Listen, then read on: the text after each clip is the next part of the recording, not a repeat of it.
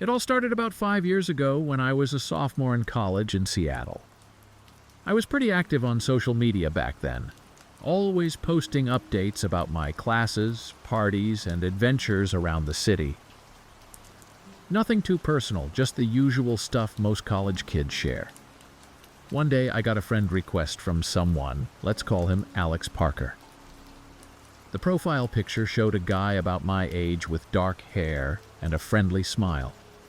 I didn't recognize him, but we had a few mutual friends, so I figured he might be someone I'd met at a party or in class and forgotten about. I accepted the request without thinking much of it. At first, everything seemed normal. Alex would occasionally like my posts or leave a friendly comment. Nothing creepy or weird. After a few weeks, he sent me a message saying he'd seen me around campus and thought I seemed cool. We started chatting and he seemed like a nice guy. We had similar tastes in music and movies, and he was always fun to talk to. Over the next few months, Alex and I became pretty good Facebook friends. We'd chat almost every day, sharing jokes and talking about our classes. He always seemed genuinely interested in my life, asking questions about my family, my hobbies, and my plans for the future. I started to consider him a close friend, even though we'd never actually met in person. Looking back, I should have seen the red flags. Alex always had an excuse for why we couldn't meet up on campus. His profile didn't have many photos, and the ones he did have were always group shots where it was hard to pick him out. But I was naive and trusting, and I ignored the little voice in the back of my head that said something wasn't quite right. Things started to get weird when Alex began commenting on my posts mere seconds after I'd put them up. No matter what time of day or night, he always seemed to be online and ready to respond. At first, I thought it was just a coincidence, but it kept happening over and over again. Then I noticed he was tagging me in photos I didn't remember being in. They were always crowded party scenes or big group shots, and when I'd ask about them, he'd say things like I should remember them from Jake's party last month. I'd assume I'd just forgotten, or that maybe I was in the background and hadn't realized I'd been photographed. But the real turning point came when Alex posted a happy birthday message on my wall, a full week before my actual birthday. When I pointed out the mistake, he quickly deleted the post and apologized, saying he must have gotten the date mixed up. But how could he have mixed it up when my birthday was clearly visible on my Facebook profile? I started paying closer attention to Alex's profile and our interactions. I noticed that a lot of his posts were eerily similar to things I'd said or done just a few days later. If I posted about trying a new restaurant, he'd post about going there a few days after. If I shared a song I was obsessed with, suddenly it would be his new favorite too. The final straw came when I posted about being excited for an upcoming trip to Vancouver. I hadn't told many people about it, just my closest friends and family. But the day before I was set to leave, I got a message from Alex saying he was coincidentally going to be in Vancouver the same weekend and asking if I wanted to finally meet up. Something about this set off alarm bells in my head. I decided to do some digging. I reached out to the mutual friends who had originally made me think Alex was legit. To my horror, none of them actually knew him. They had all accepted his friend request, thinking he must be someone they'd met through other friends. I spent the next few hours going through all of Alex's photos and posts with a fine-tooth comb. I started to notice inconsistencies, backgrounds that didn't match the supposed locations, shadows that didn't quite line up right. With a sinking feeling in my stomach, I realized that most of Alex's photos were probably photoshopped. But the real shock came when I did a reverse image search on his profile picture. It led me to the social media account of a guy in Ohio who looked nothing like the Alex I'd been talking to. This guy's name was Chris, and he had no idea his photo was being used by someone else. Panicked, I blocked Alex and set all my social media accounts to private. I thought that would be the end of it, but I was so wrong. The next day, I got a text from an unknown number. It was Alex. Somehow, he had gotten my phone number. He acted like nothing was wrong, asking why I'd blocked him on Facebook. When I didn't respond, the messages started getting angry, then threatening. I changed my number, but it didn't help. Within days, my email was flooded with messages from new accounts, all clearly from Alex. He knew things about me that I'd never posted publicly online, details about my family, my daily routines, even the layout of my apartment. I went to the campus police, but they said there wasn't much they could do since he hadn't actually done anything illegal yet. They told me to document everything and come back if he made any specific threats. I was a nervous wreck. I stopped going to classes, always feeling like I was being watched. I'd jump at every notification on my phone, every email alert. I started seeing Alex everywhere, in the grocery store, on the bus, walking down the street. But every time I looked again, the person was gone or turned out to be someone else entirely. My friends and family were worried sick. They kept telling me to just delete all my social media, to go offline completely. But I was afraid that if I did that, I'd lose my only way of keeping tabs on what Alex was doing. The final straw came when I got home one day to find my apartment door unlocked. Nothing was missing, but things had been moved around slightly. On my pillow was a single red rose with a note that said he'd see me soon, complete with a smiley face. I called the police, but by the time they arrived, there was no sign of forced entry and nothing was technically missing. They took a report, but I could tell they didn't take it seriously. To them, it was just another college kid drama. I couldn't take it anymore. I packed a bag that night and got on the first bus out of Seattle. I ended up staying with my aunt in San Francisco for a while, trying to piece my life back together. It's been 5 years, and I still have no idea who Alex really was or why he targeted me. Was it just a sick game to him? Was he planning something worse? I'll never know. I've moved several times since then, always looking over my shoulder, always waiting for Alex to reappear in my life. I've changed my name, my appearance, everything I could think of to make myself harder to find. I hardly use social media anymore, and when I do, it's with extreme caution. No personal details, no photos, nothing that could give away my location or identity. But sometimes, late at night, I'll get a friend request from someone I don't know, and my heart will stop for a moment. Is it him? Has he found me again? I know this might sound paranoid to some people. Maybe Alex was just a lonely guy who took things too far. Maybe I'm overreacting. But when I think about those months of being watched, of having my privacy invaded in ways I'm probably still not fully aware of, it makes me sick to my stomach. So this is my warning to all of you. Be careful what you share online. You never know who's really on the other side of that friend request. And if something feels off, trust your gut. Don't let politeness or the desire to seem cool override your instincts.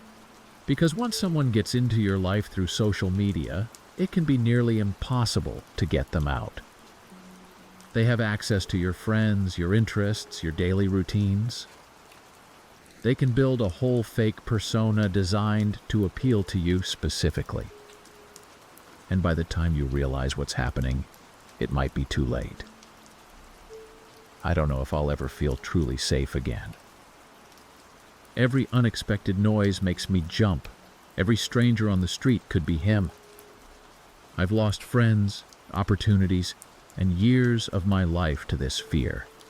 All because I accepted a friend request from someone I didn't really know.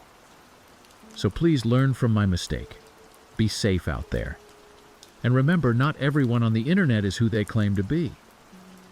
The worst part is I'm sharing this story on Facebook. Part of me hopes that by putting this out there, I might finally get some answers. Maybe someone else has had a similar experience with Alex. Maybe someone knows who he really is. But another part of me is terrified. What if he sees this? What if this is exactly what he's been waiting for? A sign that I haven't forgotten him, that he still has power over me. Every time my phone buzzes with a notification, I feel a jolt of fear. Is it a comment from a concerned friend? Or is it him, reaching out after all these years? I know I should just delete my account, disappear completely from the internet. But I can't bring myself to do it. It feels like admitting defeat, like letting him win. I never thought a simple Facebook group could change my life forever. But here I am, hiding in a rundown motel on the outskirts of Albuquerque, constantly looking over my shoulder and jumping at every sound. It all started 6 months ago when I joined what seemed like an innocent hobby group. I'm Elijah, a 28-year-old graphic designer from Portland. I've always been into urban exploration, exploring abandoned buildings and forgotten places. It's not exactly legal, but the thrill of uncovering hidden history always drew me in. I'd been doing it solo for years, but I wanted to connect with other enthusiasts. That's when I stumbled upon the Facebook group Hidden Portland Urban Explorers Unit. It had about 5,000 members and seemed active enough. The posts were filled with amazing photos of abandoned factories, old hospitals, and forgotten tunnels beneath the city. I was hooked immediately. For the first few weeks, everything was normal. I shared some of my own photos, commented on others' posts, and got to know some of the regular members. There was a core group of about 20 people who posted most often. They were all welcoming and seemed genuinely passionate about urban exploration. One day, a user, let's call her Sarah, posted about a location she'd discovered. An old psychiatric hospital on the outskirts of Portland that had been abandoned for decades. Her photos were incredible, showing decaying corridors, rusted medical equipment, and walls covered in eerie graffiti. I was intrigued and asked for more details. Sarah messaged me privately, saying she'd be happy to share the location, but it was a closely guarded secret among serious explorers. She invited me to join a smaller, private group where they shared more sensitive information. Excited by the prospect of accessing new locations, I accepted without hesitation. The new group, Portland's Hidden Depth, had only about 50 members. The posts here were different, more intense, more daring. People shared tips on how to bypass security systems, pick locks, and avoid detection. I felt a twinge of unease, but I brushed it off. After all, urban exploration always involved a bit of trespassing. As I became more active in the group, I started noticing patterns. Members would often post about initiation challenges for new locations. These usually involved retrieving a specific item from a dangerous or hard-to-reach area of an abandoned site. Proof was required in the form of photos or videos. At first, I didn't participate in these challenges, but as time went on, I felt increasing pressure to prove myself. The core members started to question my commitment, suggesting I was just a tourist who wasn't serious about exploration. Finally, I decided to take on a challenge. The task was to retrieve a patient file from the records room of the abandoned psychiatric hospital Sarah had originally posted about. It seemed simple enough, and I was eager to explore the location. The night of the challenge, I drove out to the hospital. It was a massive, imposing structure, its windows dark and empty like hollow eyes. As I approached, I felt a deep sense of unease. Something about this place felt wrong, beyond the usual creepiness of abandoned buildings. I found a broken window and climbed inside. The interior was pitch black, my flashlight barely penetrating the darkness. The air was thick with dust and the musty smell of decay. As I made my way through the corridors, I could have sworn I heard whispers echoing in the distance. I found the records room easily enough. It was a large space filled with rows of filing cabinets, most of them rusted shut. But one cabinet in the corner looked newer than the rest. Inside, I found a single file folder. The name on the tab read, Subject 23. As I reached for the file, my flashlight flickered and died. In the sudden darkness, I heard a sound that made my blood run cold, footsteps coming from the corridor outside the room. I froze, hardly daring to breathe. The footsteps drew closer, then stopped right outside the door. For what felt like an eternity, I stood there in the dark, terrified of what might come through that door. But after a few minutes, the footsteps retreated. I waited until I couldn't hear them anymore, then fumbled to get my phone out for light. In the dim glow of my phone screen, I opened the file. What I saw inside made my stomach churn. It contained photos of people, dozens of them, in various states of terror and pain. Some were strapped to beds, others huddled in corners of padded rooms. But what horrified me most were the notes accompanying each photo, detailing experiments conducted on these people. I realized with growing dread that these weren't old files from when the hospital was operational. The dates on the documents were recent, some from just a few months ago. This place wasn't abandoned at all. It was still being used for something horrific. I shoved the file in my bag and ran. I didn't care about stealth anymore. I just needed to get out. As I sprinted through the corridors, I heard shouts and footsteps behind me. Someone was chasing me. I made it to my car and sped away, my heart pounding. As soon as I had cell service, I posted in the Facebook group, warning everyone about what I'd found. But when I tried to access the group again a few minutes later, it was gone. Completely vanished, as if it had never existed. Over the next few days, I tried to contact other members of the group, but all their profiles had disappeared too. I couldn't find any trace of Sarah or the others I'd interacted with. It was like they'd all been wiped off Facebook. I went to the police, but they didn't take me seriously. They said there was no evidence of any recent activity at the old hospital. When I showed them the file I'd taken, they said it looked like old documents, probably fake ones made by some kids playing pranks. But I knew what I'd seen. I knew it was real. And I was sure that whoever was behind it knew that I knew. That's when the strange things started happening. I'd wake up to find my apartment door unlocked, even though I was sure I'd locked it.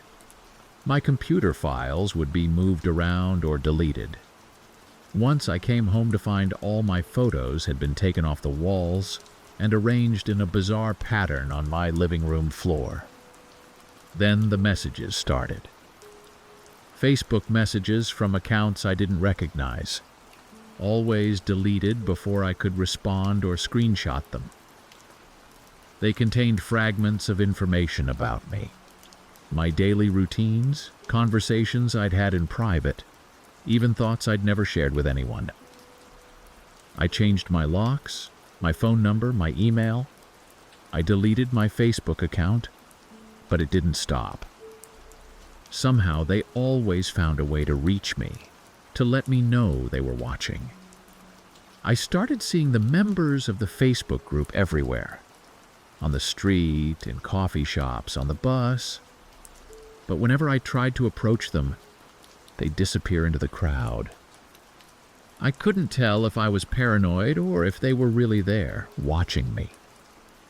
One night, I woke up to find someone standing at the foot of my bed. In the dim light, I recognized Sarah's face, but before I could react, she was gone.